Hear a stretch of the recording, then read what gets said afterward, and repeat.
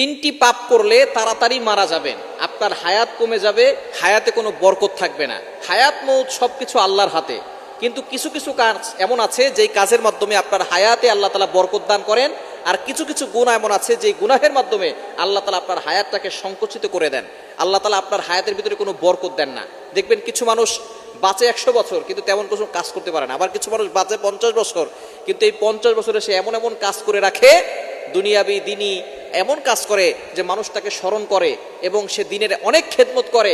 আল্লাহ পাক রব্বুল আলামিন এই 60 বছরের জিন্দেগিতে, 50 বছরের জিন্দেগিতে যে ভালো ভালো কাজ করেছে এই জন্য তাকে জান্নাতের ব্যবস্থা করেন। এজন্য আমাদের হযরত আলী রাদিয়াল্লাহু তাআলা তিনি বলেছেন যে আমাদের কিছু কাজ এমন আছে যে কাজের মাধ্যমে আমাদের হায়াতে বরকত আসে, আর কিছু কাজ আছে যে কাজের মাধ্যমে হায়াতের ভিতরে বরকত কমে যায়।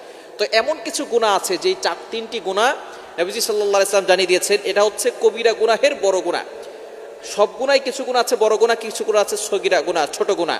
তো কবিরা গুনাহ যেগুলো আছে তার ভিতরেও বড় তিনটি গুনাহ আছে। এই গুনাহগুলো যারা করবে তাদের হায়াত সংকুচিত হয়ে যাবে, তারা দ্রুত দুনিয়া থেকে বিদায় নেবে। এক নাম্বার হচ্ছে আশিরকু বিল্লাহ, আল্লাহর সাথে কাউকে শরীক করা, অংশীদার করা।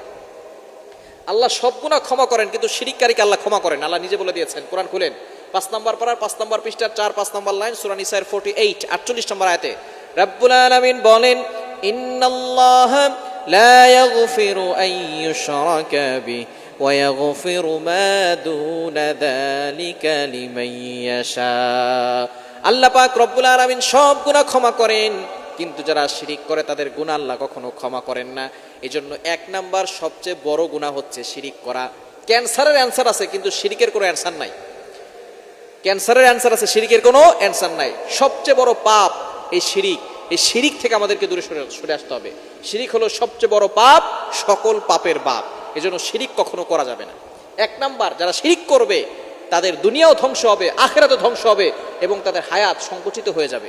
দ্বিতীয় নাম্বার, যারা পিতামাতার সাথে খারাপ ব্যবহার করে, পিতামাতার সাথে যারা খারাপ আচরণ করে, পিতামাতাকে অনেক সন্তান আছে আঘাত করে, অনেক সন্তান পিতামাতার সাথে কটু ভাষায় কথা বলে, গালিগালাজ করে, এই সকল সন্তানদের হায়াত সংকুচিত হয়ে যায়।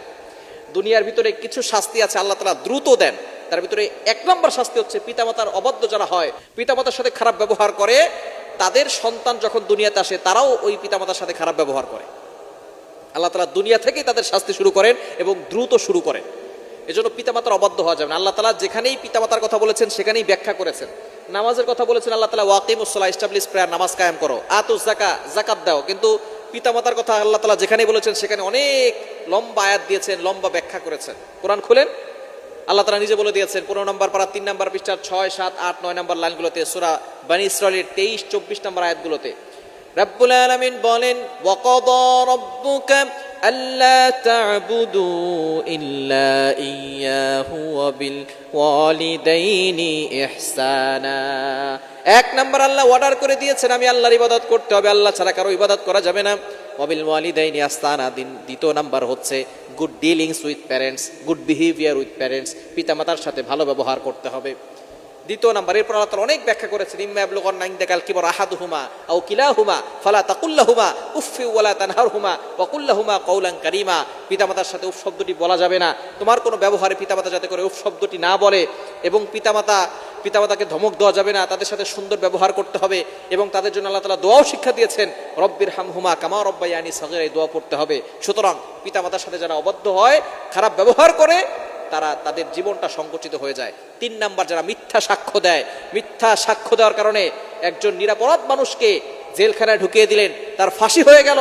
সুতরাং আপনি যে মিথ্যা সাক্ষী দিয়েছেন আপনার হায়াতটাকে আল্লাহ তাআলা সংকুচিত করে দিবেন। এই মিথ্যা সাক্ষী দেওয়া হচ্ছে জঘন্যতম অপরাধ। নবী সাল্লাল্লাহু আলাইহি ওয়াসাল্লাম এই বিষয়ে সতর্ক করেছেন। এই 3টি অপরাধের কারণে মানুষের হায়াত সংকীর্ণ হয়ে যায়, হায়াত কমে যায়, দ্রুত সে মারা যায়।